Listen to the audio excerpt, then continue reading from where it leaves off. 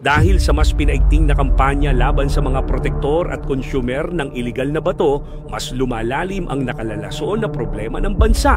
Hindi lang mga sibilyan ang sangkot, kundi maging ilang mga kapulisan partikular ang pulis na dapat sanay nang huhuli sa mga kriminal. Pero sila mismo'y nahuhulog sa ilegalidad. Sa Iloilo City, isang tahimik na syudad sa Region 6, unti-unting nabahiran ng matinding mansya ang reputasyon nito nang lumaganap ang bentahan ng bato. Sumikat ang ilang personalidad na sinasabing nagpapakalat ng iligal na bisyo, sina alias Dragon, alias Buang, at ang barangay kapitana na si Remia Prehendido. Maging ang dating alkalde Jed Mabilog na pilitang tumakas matapos madawit bilang umano'y protector. Ika-26 Hunyo 2018.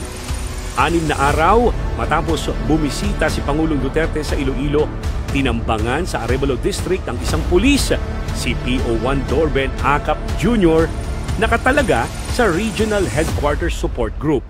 Bandang 4:00 ng hapon, habang papalabas ng kampo, napansin ni Acap na sinusundan siya ng 2 motorsiklo. Nagpasikot-sikot siya sa mga kalsada, ngunit hindi siya tinantanan. Pagdating sa Arevalo, nag-overtake ang isa sa mga motor at sunod-sunod na putok ang tumama sa kanyang sasakyan. Tinamaan si Acap sa balikat, huminto siya at inakala ng mga tirador na patay na siya. Pinalibutan nila ang kanyang sasakyan para tapusin ang trabaho. Pero hindi nila alam, buhay pa ang pulis at may hawak pang baril. Mula sa loob ng tinted niyang Honda Civic, gumanti ng putok si Acap. Tinamaan ang isa sa mga suspek na nahulog sa motor. Natanggal ang helmet kaya kitang-kita ang mukha at agad niya itong nakilala.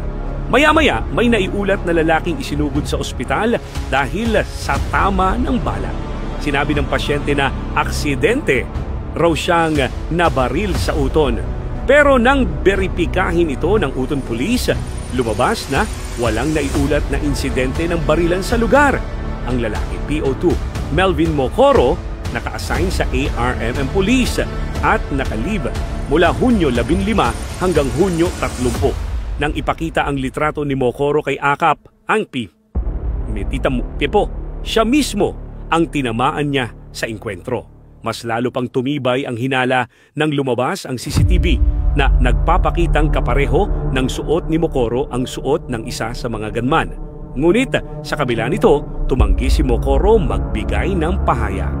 At ayon sa PRO6, kulang pa raw ang direktang ebidensya para idiin siya. Ayon sa nooy Regional Director John Bulalakaw, si Dorben Acap ay high-value target dahil sa koneksyon umano ng kanyang tiyuhin at pinsan, sina Marky Acap Sr. at Junior, na inaresto ng PIDEA sa kaso sa iligal na bato. Ngunit para kay Dorben, malinaw, hindi man lang siya nabigyan ng due process. Kung nagagawa raw ito sa isang pulis, paano pa kaya sa ordinaryong sibilyan? Walang malinaw na resulta ang investigasyon. Walang kasong naisulong.